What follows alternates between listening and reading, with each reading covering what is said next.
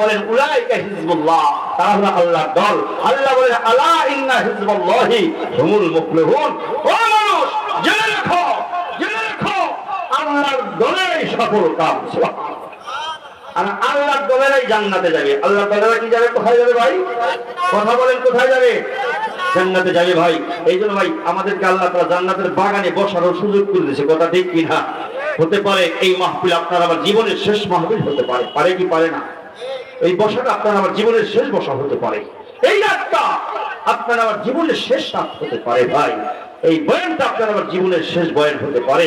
এই জন্য ভাই সাহাবায়ে কেরাম রাদিয়াল্লাহু তাআলা আনহুম রাসূলের কাছ থেকে দ্বীন শিখেছে ভাই। আল্লাহর নবী বিশ্বনবী বলেন দুনিয়াতে আমার দুইজন উজির আছে। কয়জন? আর একটু জোরে বলেন কয়জন? দুইজন। আকাশে আছে দুইজন, দুনিয়াতে দুইজন, আকাশে দুইজন। দুনিয়াতে দুইজন হলো, এক নম্বর হলো আবু বকর সিদ্দিক, সুবহানাল্লাহ। এক নম্বর কি ভাই? কথা বলেন কে?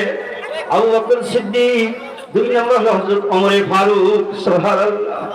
আকাশে দুইজন উজির হলো বাবা, একজন হলো জিবরাইল আর একজন হলো মিকাইল। আল্লাহর নবী বিশ্বনবী দুনিয়া থেকে চলে যাওয়ার পরে খেলাফত কাল ছিল বাবা আবু বকরের কাল ভাই। কথা বলেন কার খেলাফত কাল? আবু বকর সিদ্দিক রাদিয়াল্লাহু তাআলা খেলাফত কালে দেওয়ালের মধ্যে একটা চার্ট লেখা ছিল বাবা। কি লেখা ছিল? কি লেখা ছিল? একটা চার্ট লেখা ছিল। এই চার্টের মধ্যে লেখা ছিল কেউ যদি কোনো অসহায় ইতিম বিধবার সেবা করে, কি ভাই? কার? অসহায়। এক নম্বর কে? অসহায়। দুই নম্বর ইতিম। দুই নম্বর কি ভাই? ইতিম। তিন নম্বর বিধবা। মনে রাখেন কথাগুলো, মনে রাখেন। ভাবতেছেন হুজুর তো আসলে মাংনা হুজুর বয়ান করতেছে, তো টাকার পয়সা তো নিবে না হুজুর, ঢাকার থেকে হুজুর আসছে, ওই হুজুরের বয়ান করে ভালো করে শুনবো। ভাই ভালো করে শোনেন। সাহাবায়ে কেরাম লেখা ছিল, দেওয়ালের চার্ট লেখা ছিল, কেউ যদি কোনো অসহায় ইতিম বিধবার সেবা করে, রাসূল বলছেন আমি আর এই ব্যক্তি জান্নাতের মধ্যে পাশাপাশি থাকবো। সুবহানাল্লাহ। কোথায় থাকবে? কোথায় থাকবে? তো বাড়ি তো জান্নাত। বাড়ি কোথায় ভাই? জান্নাত। রাসূল বলছেন যে অসহায় ইতিম বিধবার সেবা করবে, নবীজি বলছেন আমি আর ওই ব্যক্তি জান্নাতের মধ্যে পাশাপাশি থাকবো। সাহাবায়ে কেরাম একে একে আসলো, তার নাম লেখাইতো, একজন ইতিমের সেবা করবে। ইতিম হলো আব্দুল্লাহ। নামটা কি ভাই? আব্দুল্লাহ সেবা করবে। একজন অসহায়ের সেবা করবে, নাম লেখেছে ডান পাশে। একজন বিধবার সেবা করবে, নাম লেখেছে ডান পাশে। চলে যাইতো বাবা ওই ইতিমের সেবা করতে, অসহায়ের সেবা করতে, বিধবার সেবা করতে চলে যাইতো। ও বাবা, পরের দিন আসেন হযরত ওমর ফারুক রাদিয়াল্লাহু তাআলা আনহু। কে আছে ভাই? কথা বলেন। ওমর কি ছোট মানুষ না বড় মানুষ? ওমর ছোট মানুষ না বড় মানুষ? হযরত ওমর আসছেন একজন বিধবার সেবা করতে। সুবহানাল্লাহ। কার সেবা করতে আসছে ভাই? হযরত ওমর ফারুক, যিনি অর্ধজাহানের বাদশা ছিলেন। সুবহানাল্লাহ বলেন। সেই ওমর আসছে একজন বিধবার সেবা করবে। কার সেবা ভাই? আমরা তো বিধবার তো সেবা তো দূরের কথা, কপাল পোড়া। আমরা কপাল পোড়া, আমরা আমাদের মা বাবার সেবাই করি না। কথা ঠিক কিনা? বিধবা তো দূরের কথা, আমরা আমাদের মা বাবার সেবাই করি না। যেই মায়ের পেট তলে আপনার বাজুর আল্লাহর জান্নাত, যেই বাবা আপনার জান্নাতের গেট সময়ের মধ্যে উত্তঙ্গে, সেই মা বাবার সেবা আমরা করি না। কথা ঠিক কিনা?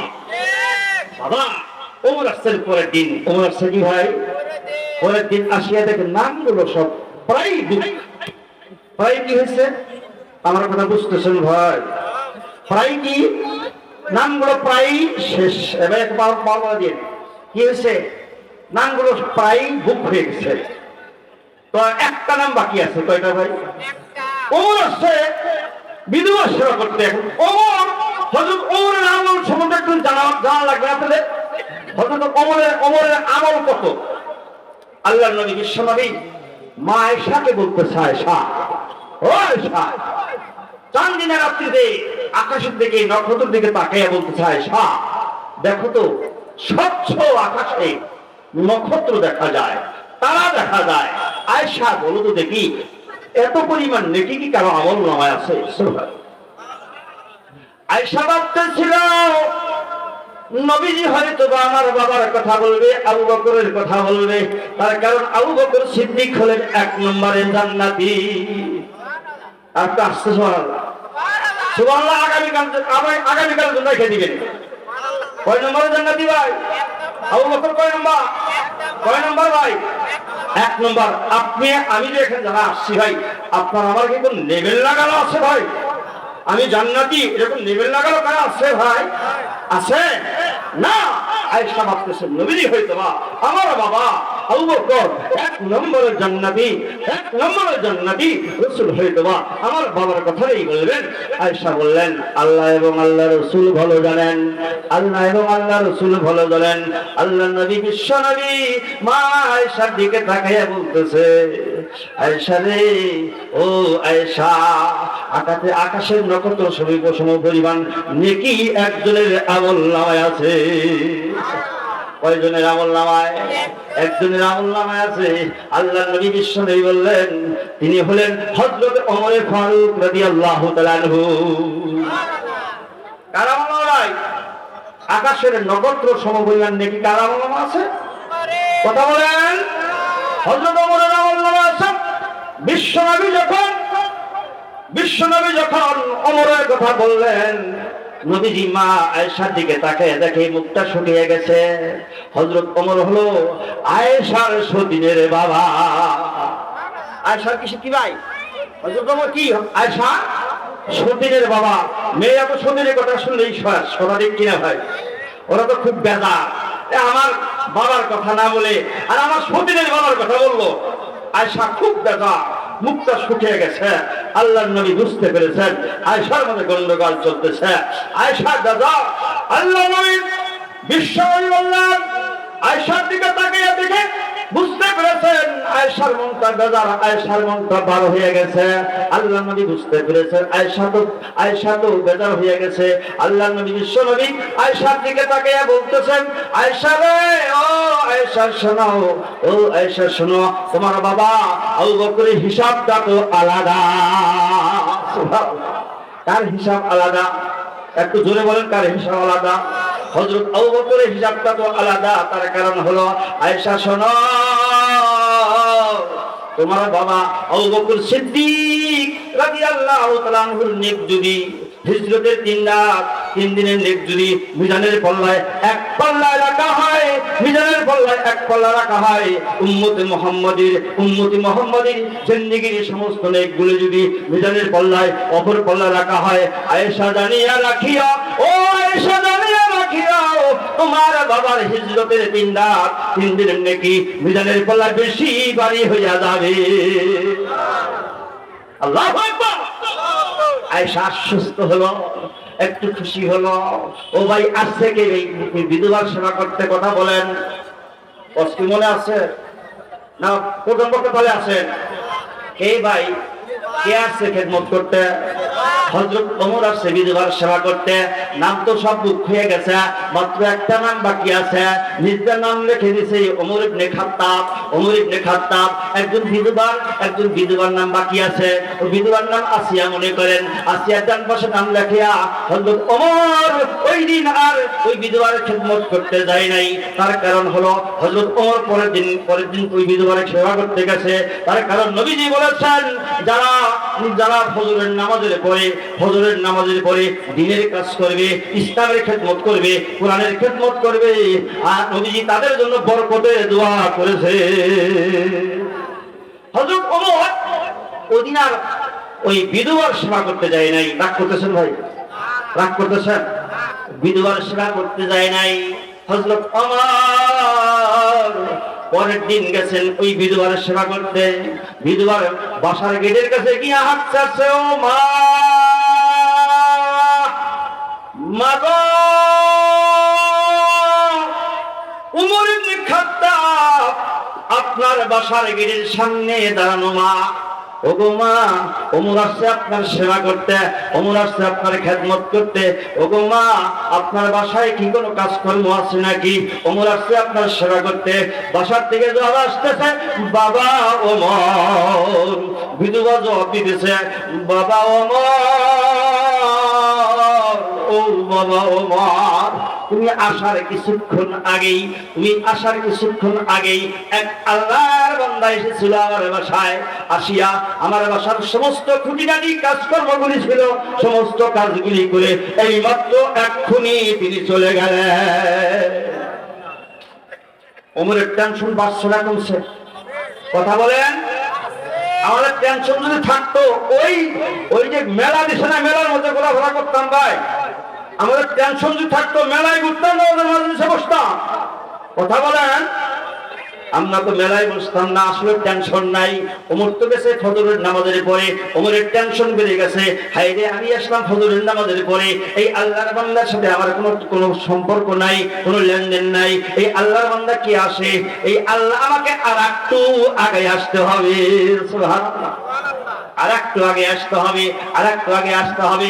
পরের দিন আসছেন হযরত ওমর ফজরের আযানের সময়। কখন আসছে ভাই?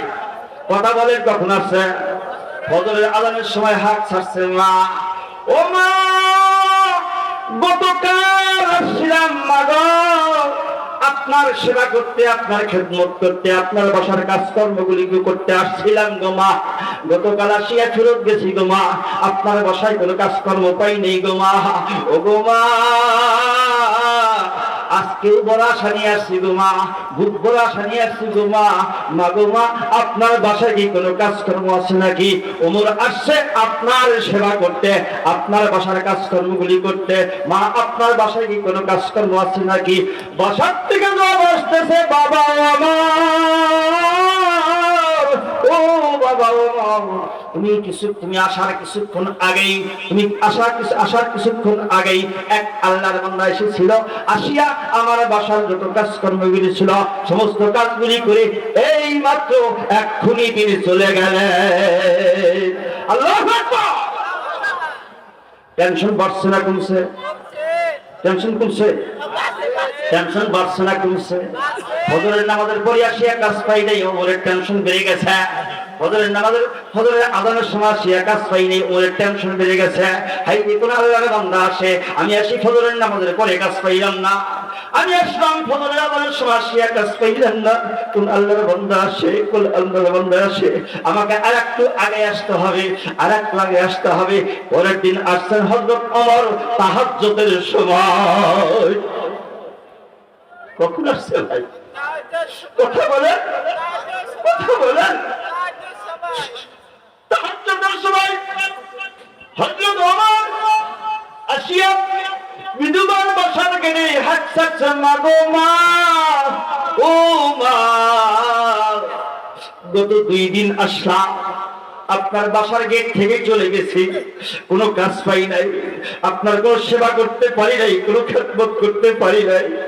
গো মা, আজকেও আসলাম গো মা।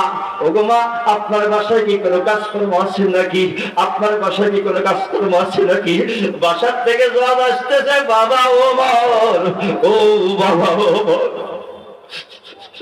গত 2 দিন 2 রাত আল্লাহর বান্দা এসেছিল আমার বাসায়, কাজগুলি করে চলে গিয়েছিল।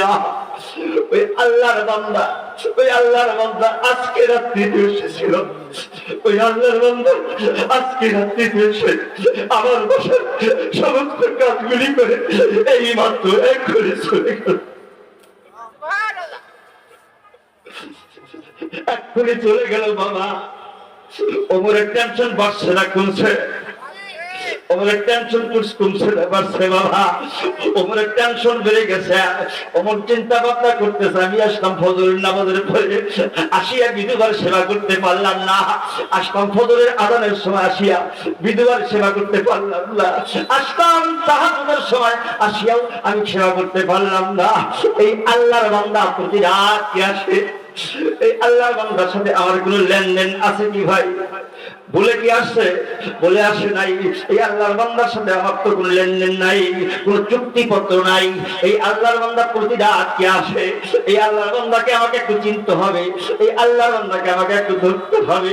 আল্লাহর নবীর সাহাবী হযরত ওমর 2 নম্বরের জান্নাতি। সুবহানাল্লাহ। আর একটু আসতে ভাই, কয় নম্বরের জান্নাতি? আর একটু জোরে বলেন, কয় নম্বর? 2 নম্বরের জান্নাতি। হযরত ওমর বলতে বলতেছেন আজকে আমি ঈশার নামাজ পড়ে আর বাসায় যাব না, ঈশার নামাজ পড়ে আমি আর বাসায় যাব না। এই আল্লাহর বান্দার প্রতি রাত কে আসে, একে আমাকে একটু চিনতে হবে, একে একটু ধরতে হবে। এই আল্লাহর বান্দা কে আসে? হযরত ওমর ঈশার নামাজ পড়ে আর বাসায় যায় নাই। হযরত ওমর আর ঈশার নামাজ পড়ে বাসায় যায় নাই। একটা যুক্তির কাছে আত্মগোপন করে বসে আছে, একটা যুক্তির কাছে আত্মগোপন করে বসে আছে। বিড়াল যখন ইঁদুর ধরতে শিকার করতে চায়, বিড়াল কি লাফালাফি করে ভাই? লাফালাফি করে, ছুটাছুটি করে, চুপচাপ বসে থাকে?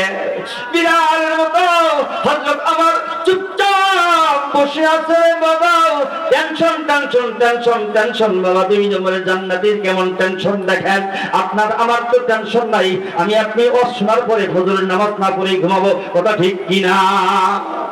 সারা শুনলাম, ফজর করলাম না, লাভ কি হইলো ভাই? লাভ কি হবে? লস হবে, লাভের চাইতে বেশি লস হবে, কথা ঠিক কিনা বাবা? হযরত ওমর একটা যুক্তির কাছে আত্মগোপন করে বসে আছে। হযরত ওমর তো ঘুমায় না। ওমর কি ঘুমাইছে ভাই? আমরা মসজিদে গেলে ঘুমিয়ে যাই, ওদের মজলিস আসলে ঘুমিয়ে যাই। হযরত ওমর তো ঘুমায় নাই, হযরত ওমর তো ঘুমায় নাই। আল্লাহু আকবার। হযরত ওমর বসে আছে, চুপচাপ বসে আছে। গভীর রজনীতে যেই আল্লাহর বান্দা প্রতি রাত আসে, কথা ঠিক কিনা ভাই? যে আল্লাহর বান্দা বিধবার সেবা করতে প্রতি রাত আসে কি আসে না ভাই? প্রতি রাত আসে। ওই আল্লাহর বান্দা পা টিপে টিপে সামনের দিকে আগাইতেছে, যাতে করে শব্দ না হয়। আল্লাহর নবীর সাহাবী হযরত ওমর ফারুক 2 নম্বরের জান্নাতি, সার্টিফিকেট প্রাপ্ত ওরা 2 নম্বরের জান্নাতি হযরত ওমর চুপচাপ বসে আছে। ওই আল্লাহর বান্দা সামনের দিকে আগাইতেছে, সামনের দিকে আগাইতেছে, সামনের দিকে আগাইতেছে। যখন একবারে নিকটবর্তী হয়ে গেছে, যখন একবারে কাছাকাছি এসে গেছে, হযরত ওমর দাঁড়িয়ে গেছে, বলতেছে এত রাত্রিতে? হযরতে ওমরের কথা শুনে শয়তান পালায়। সুবহানাল্লাহ বলেন। কে পালায়? হযরত ওমরের আওয়াজ হলো দাঁড়া। হযরত ওমরের কথা শুনে শয়তান পালায়। যদি শয়তান হতো পালায় যাইতো। হযরত ওমর হাত ছাড়ছে, হযরত ওমরের উপর দিয়ে যে আল্লাহর বান্দা আসতেছে, ওই আল্লাহর বান্দা হাত ছাড়ছে। সুবহানাল্লাহ। তাকে দেখে সর্বনাশ। ও ভাই আপনি, ও ভাই আপনি সারাদিন ইসলামের খেদমত করেন, কোরআনের খেদমত করেন, দিনের কাজগুলি করেন, রাত্রিবেলা আসেন এই বিধবার সেবা করতে, আবার পায়ের দিকে তাকিয়ে দেখে জুতা নাই। কি নাই ভাই? আর একটু জোরে বলেন, কি নাই? পায়ের দিকে তাকিয়ে দেখে জুতা নাই। ভাই জুতা কই গেল? জুতা কোথায়? জুতা কোথায় গেল? জুতা কই? বলতেছেন ভাই আমার, ও ভাই আমার, জুতার একটা শব্দ আছে ভাই। এই শব্দের কারণে যদি কোন মুমিন মুত্তাকি মুসলমানের ঘুম ভেঙে যায়, ওই দিন যদি আমার আল্লাহ আমাকে ধরে বসে, ওই দিন আমি আমার আল্লাহর কাছে কি জবাব দিব? তারা জবাবের চিন্তা ভাবনা করতো, ভাই আমরা তো হালাল নাই হারাম নাই, খাইতে খাইতে বাড়ি গাড়ি অট্টালিকা করছি, কথা ঠিক কিনা ভাই? এই হারাম মালওয়ালা শুনে জান্নাতে যাবে না, হারাম মালওয়ালা শুনে জাহান্নামে যাবে। কোথায় যাবে ভাই? কথা বলেন, কোথায় যাবে? জাহান্নামে যাবে। আল্লাহর নবীর সাহাবী হযরত ওমর বলতেছেন, ভাই আপনি সারাদিন ইসলামের খেদমত করেন, কোরআনের খেদমত করেন, ভাই আসেন রাত্রিবেলা এই বিধবার সেবা করতে, বিধবার খেদমত করতে। ওমর কি মারা গেছে? ওমর কি মারা গেছে? কাজটুকু ওমরকে দিলে হয় না, কাজটুকু ওমরকে দিলে হয় না। আল্লাহু আকবার। এর জবাবে বলছেন তিনি আর কেউ না, তিনি আর কেউ না, যিনি প্রতিরাত আসে, তিনি আর কেউ না, তিনি হলেন বাবা, তিনি হলেন আবু বকর সিদ্দিক রাদিয়াল্লাহু তাআলা আনহু। সুবহানাল্লাহ। এই ভাই কয় নম্বরের জান্নাতি জোরে বলেন? আর একটু জোরে বলেন, কয় নম্বর? 1 নম্বরের জান্নাতি হলেন আবু বকর, 2 নম্বরের জান্নাতি হলো হযরত ওমর। সুবহানাল্লাহ। 2 নম্বরের জান্নাতি হলেন হযরত ওমর। বলতেছেন ভাই হযরত ওমর যে বলেন, ভাই কাজটুকু আমাকে দিলে হয় না, আপনি সারাদিন ইসলামের খেদমত করেন, কোরআনের খেদমত করেন, ভাই ওমর কি মারা গেছে? এর জবাবে হযরত আবু বকর সিদ্দিক রাদিয়াল্লাহু তাআলা আনহু জবাবটা কি দিয়েছিল ভাই? ও ভাই ওমর, ও ভাই ওমর, আমি কি আমার জান্নাত কামাই করব না? আল্লাহু আকবার। কে বলছে ভাই? হযরত আবু বকর বললেন, ভাই ওমর, আমি কি আমার জান্নাত কামাই করব না? আবু বকর নাকি জান্নাত কামাই করেন। আল্লাহু আকবার। নবীজি বলেছেন, আবু বকর ফিল জান্নাহ, ওমর ফিল জান্নাহ, উসমান ফিল জান্নাহ, আলী ফিল জান্নাহ। আল্লাহু আকবার। আল্লাহ নবী বিশ্ব নবী বয়ান করতেছিলেন, বয়ান করতে করতে বলতেছিলেন, আমার উম্মতের মধ্যে এমন একজন উম্মত আছে, এমন একজন উম্মত আছে, জান্নাতের 8টি গেট থেকে তাকে আহ্বান করতে থাকে। সুবহানাল্লাহ। সাহাবায়ে কিরাম নবীজির দিকে তাকিয়ে আছে, হাই রে নবীজি কার কথা যে বলে, কার কথা যে বলে। আল্লাহ নবী বললেন, তিনি হলেন হযরত আবু বকর সিদ্দিক রাদিয়াল্লাহু তাআলা আনহু। কে ভাই? কে?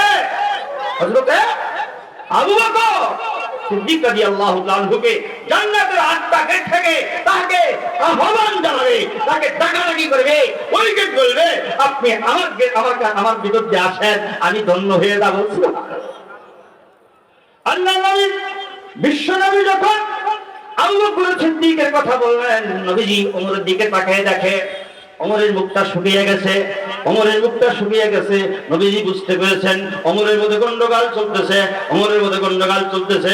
আল্লাহ নবী বিশ্ব নবী বললেন, আমি যখন মিরাজে গিয়েছিলাম, আমি জান্নাত পরিদর্শন করতেছিলাম, জান্নাতের মধ্যে একটা বিশাল বড় মহল দেখে আসলাম, কয়েকতলা বিশিষ্ট একটা বাগান, একটা বাড়ি দেখে আসলাম। হাইরে বাড়িটা কত সুন্দর, বাড়িটা কত সুন্দর, ভিতরটা যে নরক কত সুন্দর। আমার মনটা চাইলো একটু ওই বাসার মধ্যে প্রবেশ করি, ওই বাড়িটার মধ্যে প্রবেশ করি। আবার ভাবলাম যার বাসা তার বাড়ি, তার তো কোনো অনুমতি নেই, আমি কেমনে প্রবেশ করি? এই জন্য আমি প্রবেশ করি নাই। সাহাবায়ে কিরাম তাকিয়ে আছে, হাইরে ওই বাড়িটা যদি আমার জন্য বরাদ্দ হইত। সমস্ত সাহাবায়ে কিরাম তাকিয়ে আছে নবীজির দিকে, ওই বাড়িটা যদি আমার জন্য বরাদ্দ হইত। আল্লাহ নবী বিশ্ব নবী বললেন, ওই বাড়িটা হলো হযরত ওমরের জন্য বরাদ্দ।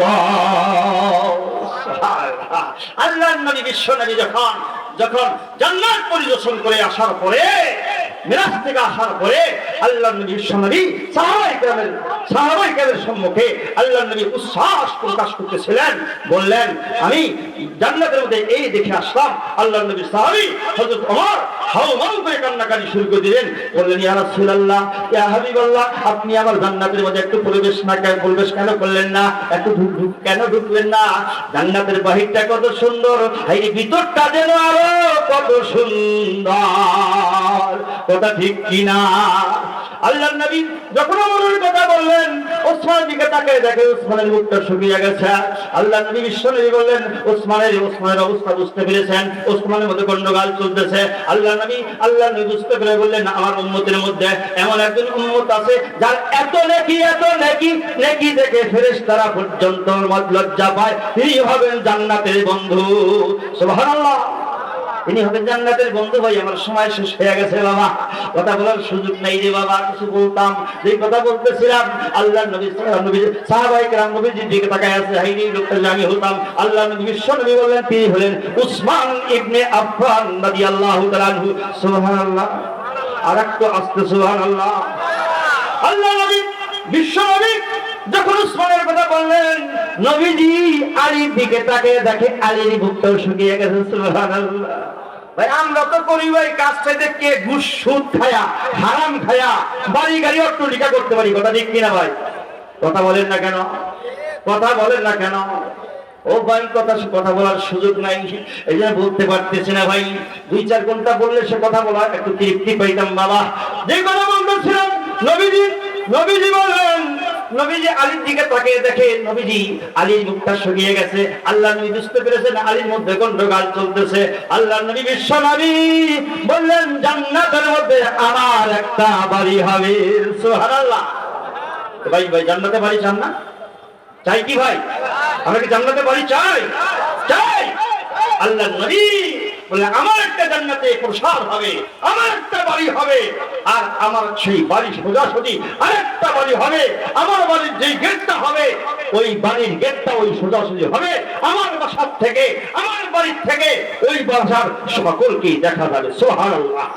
রাসূল বললেন, ওই বাড়িটা হবে হযরত আলীর জন্য বরাদ্দ। সুবহানাল্লাহ। আর একটু জোরে সুবহানাল্লাহ। আল্লাহ নবী বিশ্ব নবী বললেন, আলী রে, আমি জান্নাতে যেখানে পা রাখতেছিলাম ওই জায়গা থেকে আওয়াজ আসতেছিল, ওই জায়গা থেকে আওয়াজ আসতেছিল আলী কোনদিন জান্নাতে আসবে সুবহানাল্লাহ। যেই ফলের গাছের কাছে যাইতেছিলাম সেই ফলের গাছ থেকে আওয়াজ আসতেছিল জুবাইর কোনদিন আসবে, জুবাইর কোনদিন আসবে, আসিয়া আমাকে খাবে। জান্নাতে বাড়ি তোমার, জান্নাতে বাড়ি তোমার, সদা মনে রাখো কেমনে হাসিল হবে সেই ফিকিরে থাকো। সোনা নয় রূপা নয় বড় দন নেকি, নেকি সারা দুনিয়াতে আর সব পাখি। যেই না দেশে যেতে হবে রে মানুষ মরণানি পরে, সেই না দেশের কথা মানুষ ভাবো বেশি করে। কথা ঠিক কিনা? ভালো করে বুঝো আগে, ভালো করে বুঝো আগে জীবনের মূল্য, তারপরে করো ভাই যত কাজ কর্ম। লোকে যারে বড় বলে, লোকে যারে বড় বলে বড় সেই নয়, আল্লাহ যাকে বড় বলে বড় সেই হয়। আল্লাহ রাহে চলতে গেলে, আল্লাহ রাহে চলতে গেলে অনেক বাধা পাবে, তাই বলে কি হাল ছেড়ে ভাই ক্ষান্ত হয়ে রবে। কথা ঠিক কিনা? ও ভাই, আমরা সকলেই জান্নাতের মেহমান। কথা ঠিক কিনা ভাই? আমরা কিসের মেহমান? আপনারা কি ঘোষণা করছেন নাকি? ঘোষণা সবাই করছেন তো ভাই। আমি তো এখন চলে যাবো ভাই, আমি তো এই মাদ্রাসার একজন খাদেম, আমাকে চেনেন তো সবাই নাকি? আপনারা কি বেজার হয়েছেন না সবাই খুশি? কে কে খুশি একটু হাত দেখাই আল্লাহ আল্লাহু আকবার। সবাই খুশি? আর একটু দোয়া চাই আপনাদের কাছে, আমার জন্য খাস করে দোয়া করবেন, পারবেন তো ইনশাআল্লাহ? একটা হাদিস আপনাদেরকে বলে যাই, না বললেই না, হুজুর এসে চলে আসছে। তো যাই হোক, একটা কথা বলবো আপনাদেরকে। আল্লাহ তাআলা, আল্লাহ চারটা কথা শ্রেষ্ঠ। কয়টা কথা ভাই? চারটা কথা শ্রেষ্ঠ কথা। এক নম্বর কথা সুবহানাল্লাহ, বলেন সুবহানাল্লাহ। এর অর্থ হলো আল্লাহ পবিত্র। আল্লাহ কি? পবিত্র। দ্বিতীয় নম্বর কথা আলহামদুলিল্লাহ, সমস্ত প্রশংসা কার? আল্লাহ। লা ইলাহা ইল্লাল্লাহ, আল্লাহ ছাড়া কোনো মাবুদ নাই। আর একটা হলো কি? আল্লাহু আকবার। আল্লাহ, আল্লাহ মহান। আল্লাহ কি ভাই? জোরে বলেন আল্লাহ মহান। কিয়ামতের দিন তিন শ্রেণীর মানুষের দিকে আল্লাহ তাআলা, তিন শ্রেণীর মানুষের সাথে আল্লাহ কথা বলবে না। এই কথা বলি আমি শেষ করবো। কয় শ্রেণী ভাই? কথা বলেন। তিন শ্রেণীর মানুষের সাথে আল্লাহ তাআলা কিয়ামতের দিন কোনো কথা বলবে না।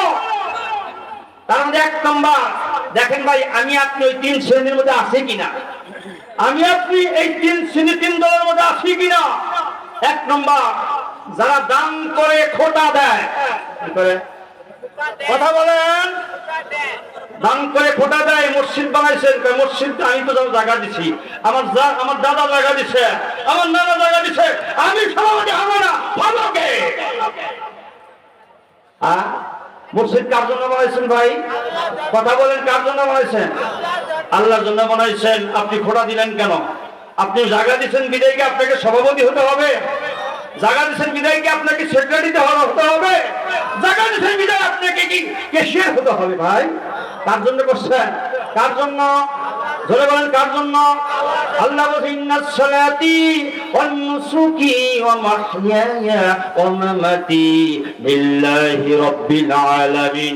আল্লাহ বলেন নিশ্চয়ই আমার নামাজ, ইন্নাস সালাতি ওয়ান নুসুকি, আমার কুরবানি, আমার মওত, আমার হায়াত, আমার সব কিছুই আমার আল্লাহর জন্য। কার জন্য ভাই? কার জন্য করছি? মাদ্রাসা কার জন্য করছি? এই মাদ্রাসা কিয়ামতের দিন সব ধ্বংস হয়ে যাবে, কিন্তু কিয়ামতের দিন এই মাদ্রাসা ধ্বংস হবে না। কথা ঠিক কিনা? এই মাদ্রাসা আপনাদেরকে সুপারিশ করে করে আল্লাহ জান্নাতে ঢুকাবে। সুবহানাল্লাহ। কোথায় ঢুকাবে ভাই? এই জন্য ভাই, যারা দান করে খোটা দেয়, দানের কথা বলে, ওই দিন আল্লাহ তাদের সাথে কথা বলবে না, কথা বলবে না, ওই ব্যক্তির সাথে কোনো কথা বলবে না। দুই নম্বর, নাম্বার কত ভাই? দুই নাম্বার দুই, যারা মিথ্যা শপথ করে মাল বিক্রি করে। কি করে ভাই? কি করে? মিথ্যা শপথ খেয়ে কি করে? মাল বিক্রি করে, তাদের সাথে আল্লাহ তাআলা কথা বলবে না। নাম্বার 3, এইটা হলো সবচেয়ে বড় ব্যারাম আমাদের মধ্যে। একটু জানিয়ে দিয়ে যাই, কথাটা জানিয়ে দিয়ে যাই ভাই। 3 নম্বর ভাই, কয় নম্বর ভাই? কয় নম্বর? 3 নম্বর। 3 নম্বর হলো যারা টাকনুন নিচে কাপড় পরিধান করে। আছে না এরকম? আসেনি ভাই?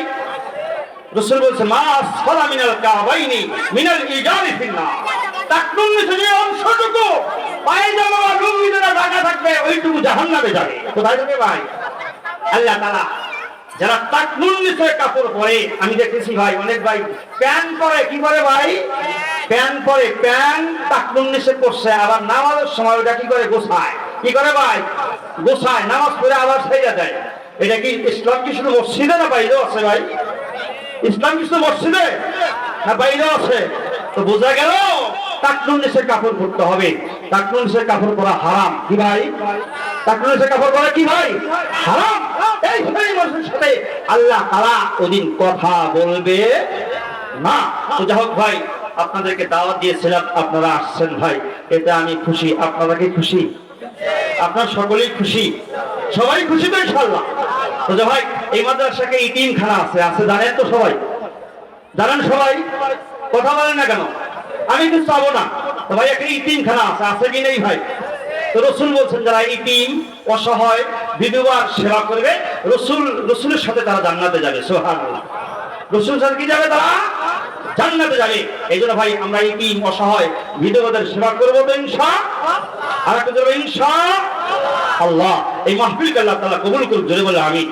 আর একটা জোরে বলে আমিন। আর বলে আমিন। এই মাদ্রাসাকে আল্লাহ তাআলা কবুল করুন। জোরে বলে আমিন। আর বলে আমিন।